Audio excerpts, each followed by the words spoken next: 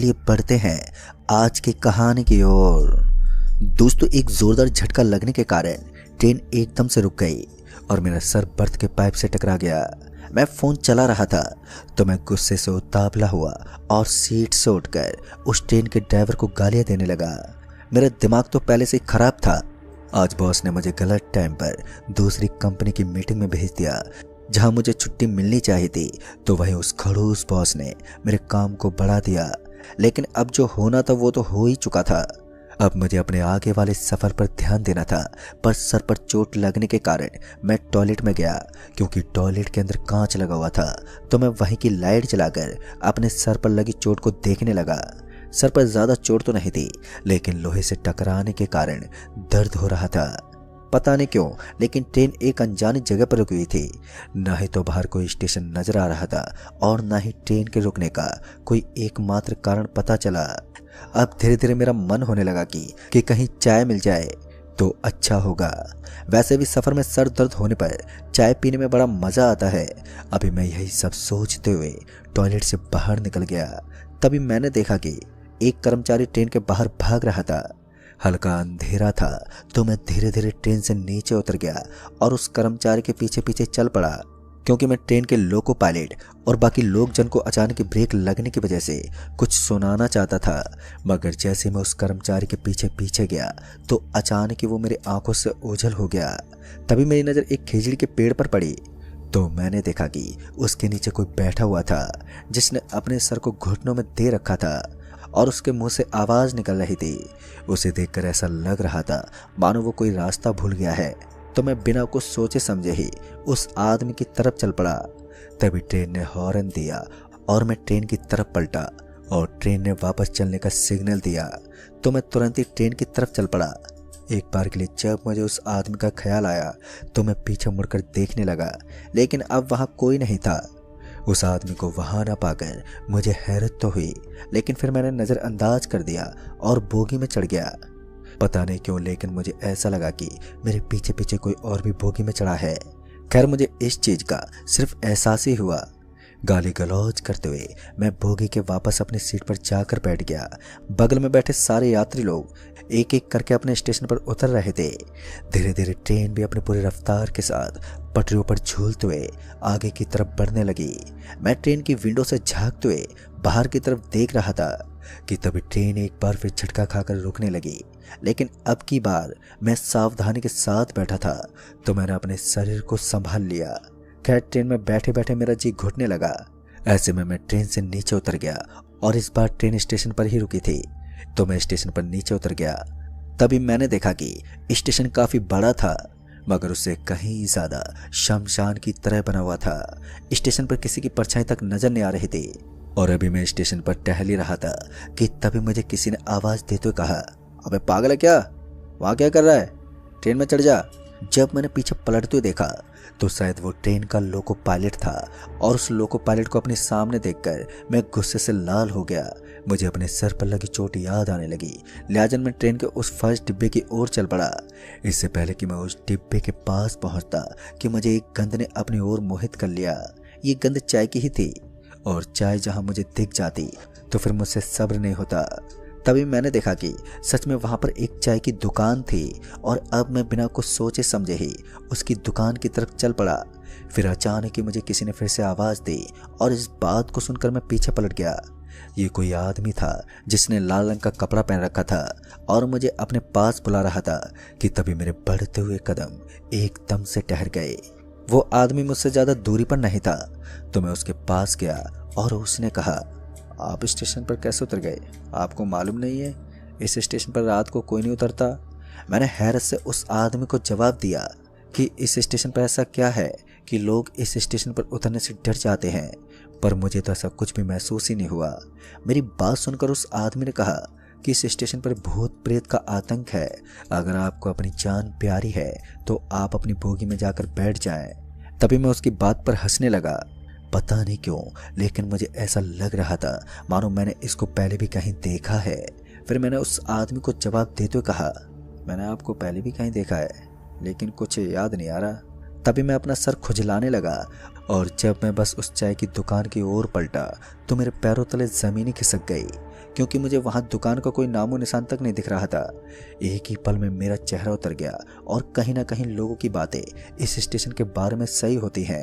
फिर मुझे अपने कान में सीटी की आवाज आई और मेरे कान में ये ध्वनि इतनी ज्यादा जोर की थी कि मैं अपने दोनों कानों के सामने हाथ देकर नीचे बैठ गया। लेकिन 2 मिनट तक आवाज इसी तरह मेरे कान में बजती रही। फिर कुछ देर के बाद मुझे महसूस हुआ कि अब उस आवाज का आना बंद हो गया है, लेकिन मेरे कान से खून निकल रहा था। जब मैं ट्रेन की तरफ पलटा तो ट्रेन वहां से गुजर चुकी थी। ट्रेन को अपनी आंखों के सामने गुजरता देख मैंने बहुत आवाज लगाई।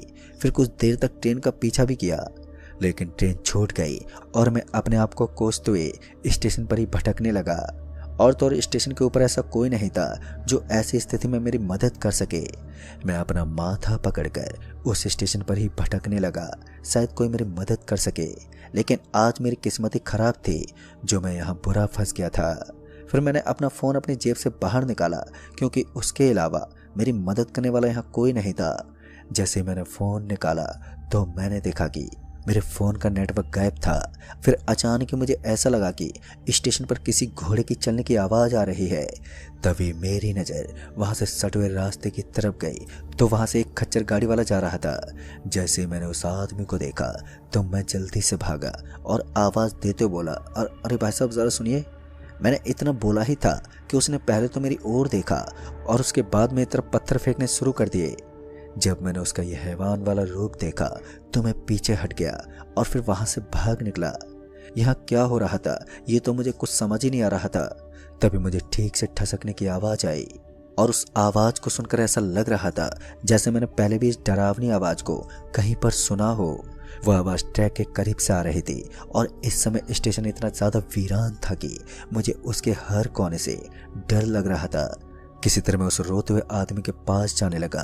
अभी मैं डरा हुआ था। मैं उस आदमी के पास पहुंचा तो मैंने देखा कि ये तो वही आदमी था जिसने मुझे ट्रेन में जाने को कहा था और इसने भी लाल रंग के कपड़े पहने हुए थे।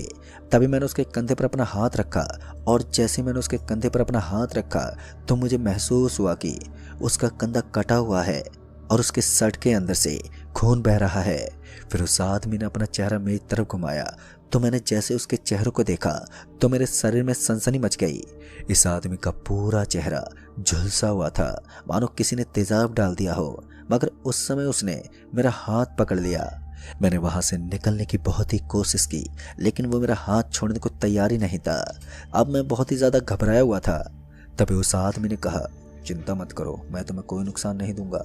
मैं तुम्हें इस स्टेशन से निकाल दूंगा, बदले में तुम्हें मेरी अस्थियों को मेरे घर तक पहुंचाना होगा। दोस्तों ये सुनकर तो एक पल के लिए मैं वहीं के वहीं ठहर गया। मेरा पूरा शरीर खामोश हो गया और उस आदमी ने बताया कि इस स्टेशन पर मेरे अलावा काफ़ी सारी चीज़ें हैं जो प्रेतों की दुनिया में रहती है। मैं हमेशा जंगलों के पेड़ों के नीचे भटकता हूँ, लेकिन आज तक मुझे कोई नहीं देख पाया। मैं मुक्ति पाने के लिए काफ़ी तड़प रहा हूँ, लेकिन मेरी सहायता करने के लिए कोई भी मौजूद ही नहीं है। तुम पहले इंसान हो जिसने मुझे अपनी आंखों से देखा है।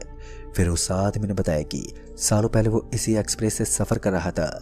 तभी उसका काफ़ी सारा सामान एक कॉफ़ी कैफ़े पर ही रह गया, इसलिए उस सामान को लाने के लिए जब वो वापस उस दुकान पर पहुंचा तो उसे थोड़ा टाइम लग गया और इसी बीच ट्रेन चल पड़ी। तभी वो सामान को लेकर भागता हुआ पहुंचा, लेकिन अब तक ट्रेन हॉर्न देकर चलने लगी। हालांकि उसने किसी तरह ट्रेन के एक दरवाजे को पकड़ लिया, लेकिन उसकी बदकिस्मती थी कि उसका पैर फिसल गया और वो ट्रेन और दीवार के बीच का फासला होता है, अचानक ही उसमें गिर गया और उसके बाद हमेशा हमेशा के लिए उसकी आंखों के सामने अंधेरा छा गया। उसकी डेड बॉडी की हालत कुछ इस तरह की हो गई थी कि लोग टुकड़े टुकड़े चुगते हुए उसे हॉस्पिटल ले गए और उस आदमी का इस दुनिया में उसके चाचा के अलावा कोई नहीं था। और उसकी मौत की खबर सुनकर उसके चाचा पर इस बात का कोई असर नहीं हुआ और उन्होंने उसकी बॉडी को दफनाया तक नहीं। उन्होंने हॉस्पिटल से लाके डेड बॉडी के टुकड़ों को नहर के किनारे जमीन में गड़वा दिया, जिस वजह से उसे मुक्ति नहीं मिली। फिर उस आदमी ने आगे कहा कि तुम चाहो तो मुझे मुक्ति दे सकते हो। सच में उस आदमी की बात सुनकर मैं अंदर तक पिघल गया था। उसका वो मासूम सा चेहरा अब आंसू छोड़ रहा था। एक अकेला इंसान का दुख देखकर मेरा भी गला भर आया। फिर उस आदमी ने बताया कि इस स्टेशन पर एक खुखार चुड़ैल की आत्मा भटकती है। अगर तुम थोड़ी देर और इस स्टेशन पर रुके तो वो तुम्हें भी मार डालेगी। तुम्हें जल्दी से यहाँ से निकलना होगा। वैसे तो ये स्टेशन रात के बाद उस चुड़ैल के साए में फंस जाता है और स्टेशन पर किसी का आना जाना तक नहीं होता। ये बात कितनी सच थी और कितनी झूठ मेरी आंखों के सामने थी। वो पूरी जमीन किसी खंडर की तरह लग रही थी, जैसे पहले यहाँ कोई शमशान हुआ करता हो।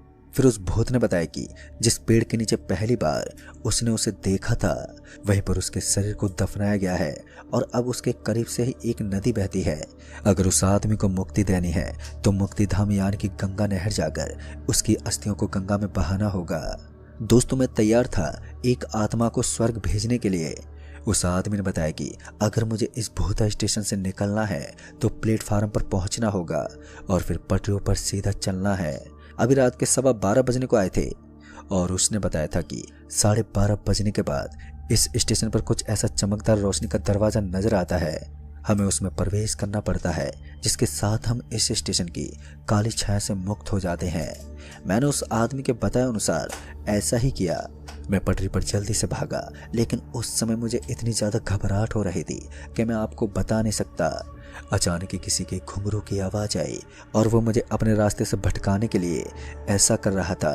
मेरे दांत आपस में कटकटा रहे थे, मगर मैंने अपनी नजर को सिर्फ सामने की तरफ गड़ाए रखा। उस आदमी के कहे अनुसार उसके बाद मुझे ऐसा महसूस हुआ कि तेज आंधी आने वाली है। फिर भी मैंने अपना ध्यान सामने की ओर गड़ाए रखा। फिर अचानक ही पटरी के ऊपर हलचल होने लगी और पटरियां आपस में इस तरह थरथरा रही थी कि अब ट्रेन पहुंचने वाली है। उस समय भी मैंने दृढ़ निश्चय बना रखा और चुपचाप ही चलता रहा। फिर अचानक ही मुझे ऐसा लगा कि मैं आसमान की ऊंचाइयों से धरती पर गिरने वाला हूँ। मेरा कलेजा मानो मेरी छाती फाड़कर बाहर आने वाला हो। इसी तरह मुझे एहसास हुआ कि मैं स्टेशन की दूसरी छोर पर हूँ और जब मैंने पीछे पलट कर देखा तो मैंने पाया कि मैं उस हॉन्टेड स्टेशन से दूर आ गया था। ये देखकर मेरी सांस में सांस आई और उसके बाद मैं वहां से 1 किलोमीटर आगे एक ढाबे पर गया और वहां से निकलने के बाद मेरे फ़ोन के नेटवर्क ने काम करना शुरू कर दिया। मैंने अपने बॉस को सारी बात बताई तो मेरे बॉस ने जल्दी से रिक्शा भेज दी। उस दिन मैं अपनी जान बचा सका तो उस मरे हुए आदमी की वजह से। और फिर एक ब्राह्मण बाबा से आशीर्वाद लेकर मैंने उस पेड़ के नीचे से उस आदमी के अस्थियों को निकाला और एक लाल पोटली में रख दिया। वो आखिरी बार था जब मैंने गंगा नदी का सफ़र किया था। उस दिन मैं उसकी अस्थियों को लेकर गंगा नदी लौट आया और वहां से स्नान करके मुझे बहुत हल्का महसूस हुआ। दोस्तों, कहते हैं कोई आत्मा बिना अपने घर वालों के हाथों गंगा नदी में बह नहीं जाती तब तक उसको मुक्ति नहीं मिलती। और उस दिन मैं अपने आप को सौभाग्यशाली मानता हूँ कि मुझे किसी को मुक्ति देने का मौका मिला और यहीं पर मेरी जिंदगी का एक खौफनाक सफ़र ख़त्म हुआ। उस दिन के बाद मैं ट्रेन से गुजरते वक्त बहुत ही ज़्यादा सावधानी रखता हूँ कि कहीं फिर से मेरी मुलाकात किसी और आत्मा से ना हो जाए। तो दोस्तों, इस कहानी में बस इतना ही। कहानी आपको पसंद आई हो तो वीडियो को लाइक शेयर ज़रूर कर दें और साथ ही हमें नीचे कमेंट बॉक्स में ज़रूर बताएं। तो मैं आपका दोस्त राजकुमार जल्दी ही मिलूँगा ऐसी एक और नई कहानी के साथ। तब तक के लिए बाय एंड टेक केयर।